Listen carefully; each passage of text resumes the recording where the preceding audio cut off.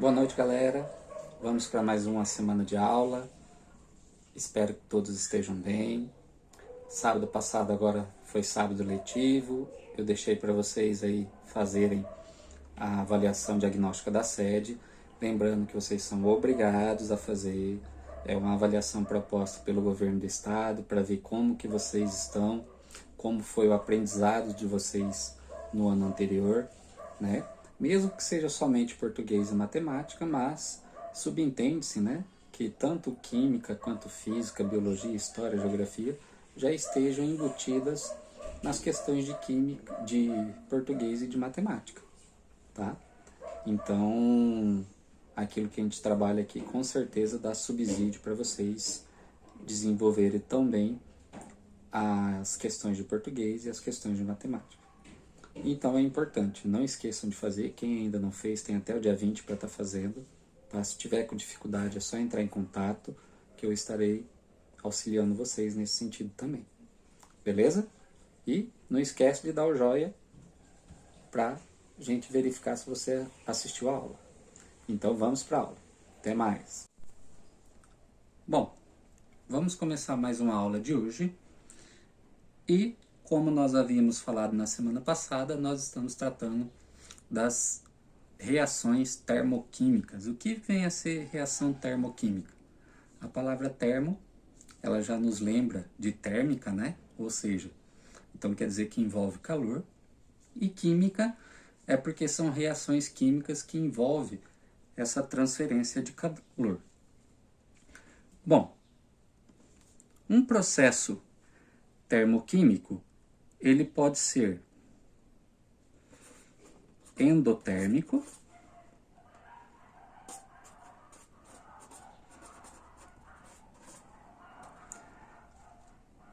endotérmico é aquele processo que absorve calor,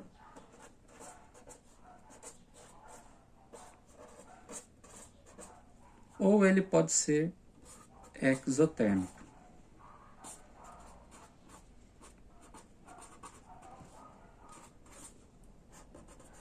Que é aquele processo que libera calor.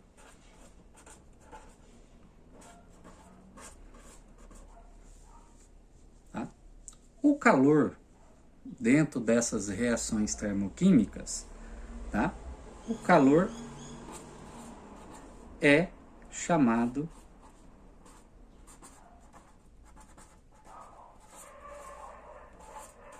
de entalpia.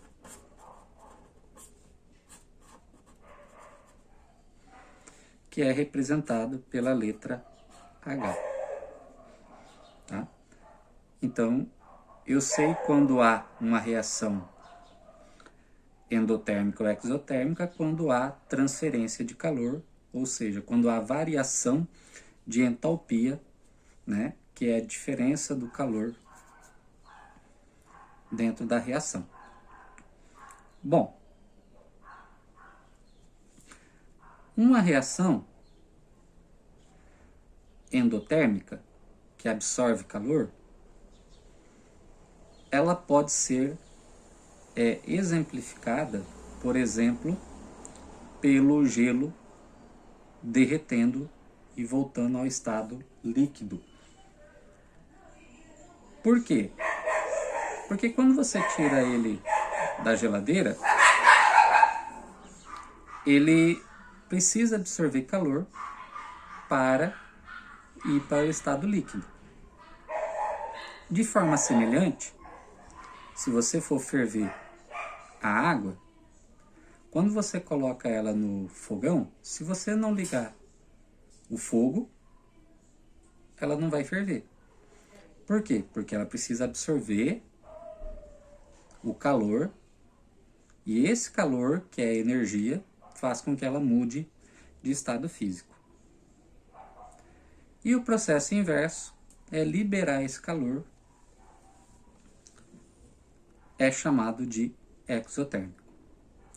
Então, por exemplo, se eu tenho um vapor de água e ele começa a liberar calor, essa água volta a condensar no estado líquido.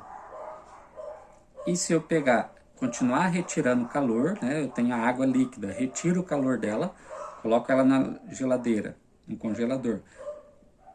Retiro o calor dela, ela sai do líquido e vai por sólido, tá? Então, via de regra, só para a gente lembrar, nos estados sólido,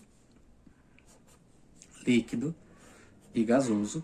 Então, toda vez que eu vou sair do sólido para o líquido, do líquido para o gasoso, eu estou absorvendo energia. Então, são processos endotérmicos.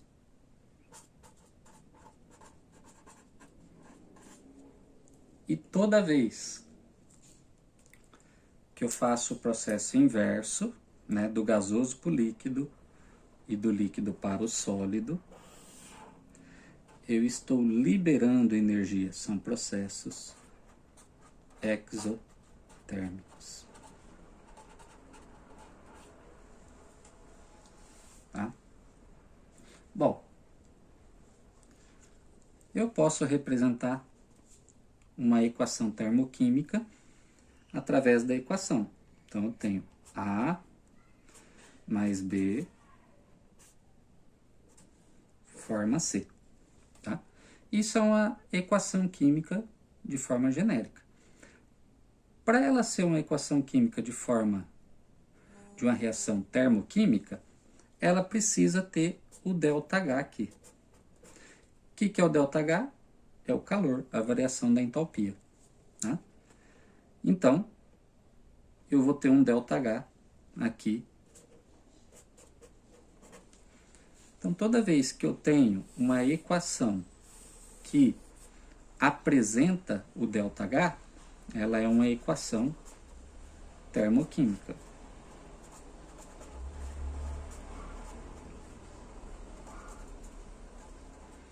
A outra forma é, ao invés de colocar ΔH no final, eu colocar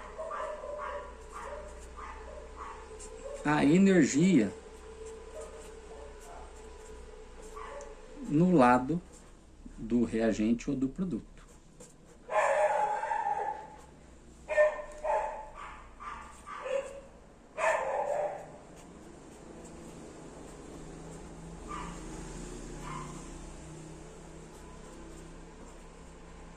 Tá? Então, isso aqui são também equações termoquímicas.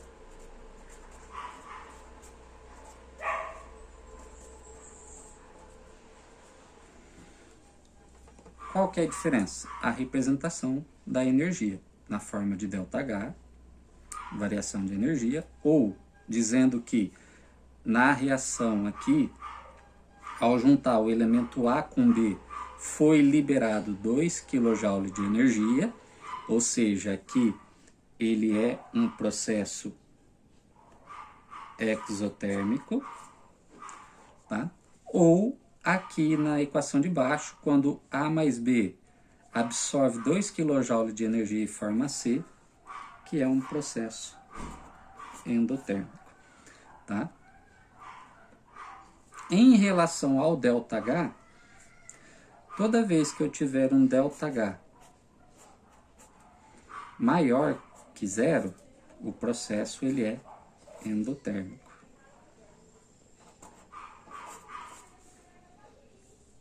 E se o ΔH for menor que zero, o processo ele é exotérmico. Maior que zero significa que o número ele é positivo. Menor que zero significa que o número é negativo. Então, aqui em cima, como o número é 2 kJ positivo, então essa equação aqui seria endotérmico. Se fosse menos 2 kJ, ela seria exotérmica. Tá? Então, essas são as formas de eu identificar. Como que eu posso representar isso através de um gráfico? Bom, para reconhecer através de um gráfico,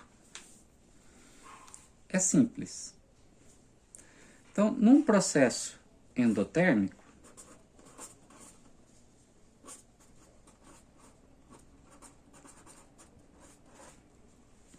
eu posso ter a seguinte situação. Vamos colocar a equação aqui de forma genérica, tá?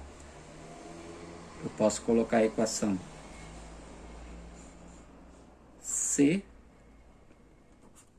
mais 5 kJ formando A mais B, tá? Ou eu posso identificar C forma A mais B delta H igual a 5 kJ. Então, são duas equações para processo endotérmico. Bom, o que a equação está me falando? Ó? Que o C precisa absorver energia.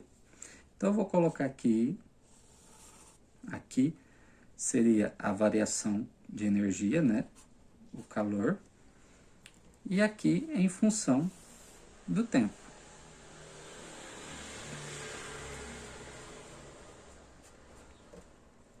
Tá? Então, se eu tivesse aqui, ó, o C, ele precisa absorver energia. Então, C está aqui embaixo.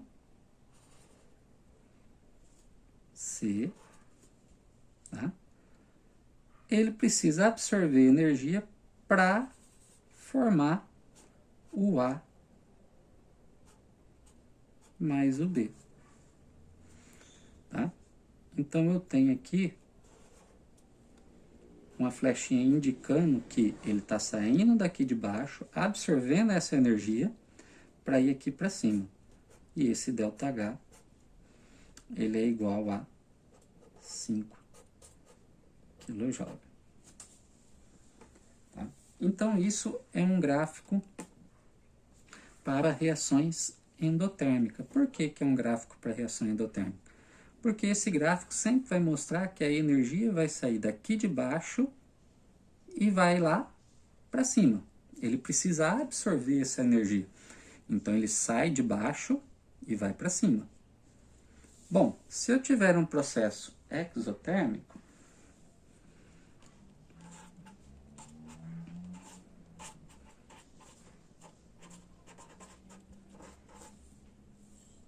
então vamos colocar aqui C A mais B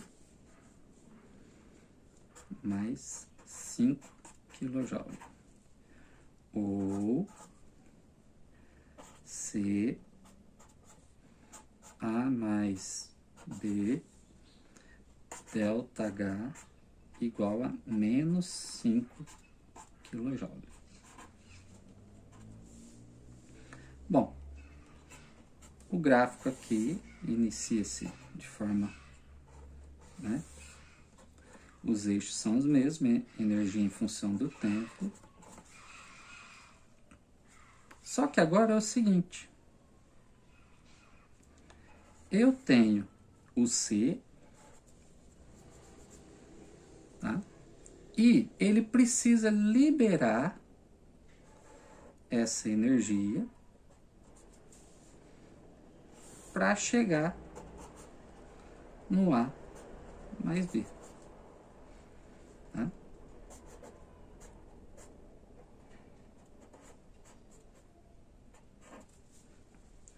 Então, qual que é a diferença aqui que eu consigo enxergar de um gráfico para o outro? A questão da flecha, onde ele indica que sai de baixo para cima, e no exotérmico sai de cima para baixo, e a questão do reagente e produto. Então, o reagente aqui fica em cima, ou seja, o reagente tem uma energia maior do que os produtos. No outro caso,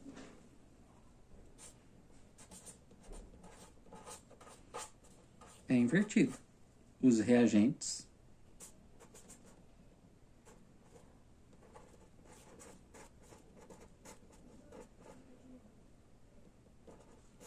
ficam embaixo e os produtos em si. Tá? Bom, e é isso. Eu vou passar uma equação para vocês e vou pedir para que vocês montem o gráfico, seja ele endotérmico ou seja ele exotérmico. Tá bom? Até a próxima aula.